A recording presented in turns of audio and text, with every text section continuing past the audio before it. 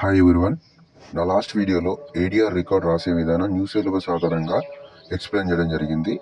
And ఈ video వచ్చేసి ADR రికార్డ్లో ఉన్నటువంటి 3 పార్ట్స్గా డివైడ్ చేసినటువంటి ఫస్ట్ పార్ట్లో ఉన్నటువంటి క్వశ్చన్స్ అనేది ఇవ్వడం జరుగుతుంది. పార్ట్ 1లో 15 క్వశ్చన్స్ ఉంటాయి. ఈ 15 క్వశ్చన్స్ సంబంధించినటువంటి కంప్లీట్గా ఆన్సర్స్ అనేది ఈ వీడియోలో ప్రొవైడ్ చేయడం జరిగింది. మీరు ఎండ్ వరకు చూడండి. ఆ 15 క్వశ్చన్స్ అనేది ఇలా ఇవ్వడం జరుగుతుంది. ఇంట్రొడక్షన్లో ఈ 15 క్వశ్చన్స్ సంబంధించిన ఆన్సర్స్ అనేది 1 by 1 నేను ఎక్స్ప్లెయిన్ చేసే ప్రయత్నం చేశాను ఈ వీడియోలో. ద ఫస్ట్ క్వశ్చన్ వచ్చేసి what is the meaning and the scope of judicial dispute resolution and ADR. ఈ క్వశ్చన్ సంబంధించిన ఆన్సర్ అనేది ఇక్కడ ఉంది. ఇదే విధంగా టోటల్ 15 క్వశ్చన్స్ సంబంధించినవి ఇక్కడ నేను ఎక్స్ప్లెయిన్ చేయడం జరిగింది. డిఫరెంట్ రిఫరెన్స్ నుంచి నేను కలెక్ట్ చేసినటువంటిది. అండ్ నేను కూడా ఇదే ఏడిఆర్లో రాయడం జరిగింది రికార్డులో. మనం ఎట్టి పరిస్థితుల్లో లైట్ తీసుకోవడానికి లేదు. ఎందుకనంటే 50 మార్క్స్కు సంబంధించి ఏడిఆర్ రికార్డ్ ఉంటుంది. ఇన్ దట్ 30 మార్క్స్ వచ్చేసి రికార్డ్ రైటింగ్ కోసం ఉంటుంది అండ్ 20 మార్క్స్ వైవా ఉంటుంది. టోటల్గా 50 marks. The same way ethics record same ఉంటుంది. 50 marks return ethics record and 30 for returning and 20 marks for the viva.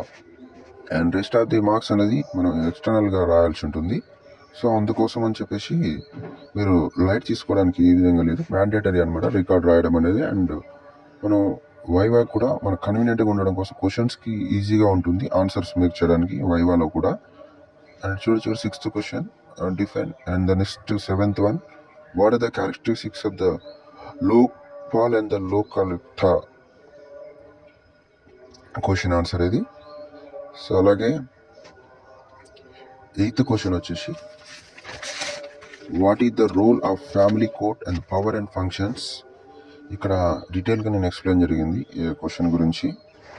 And next 9th question what is the importance of the section of 89 of CPC answer ఇది.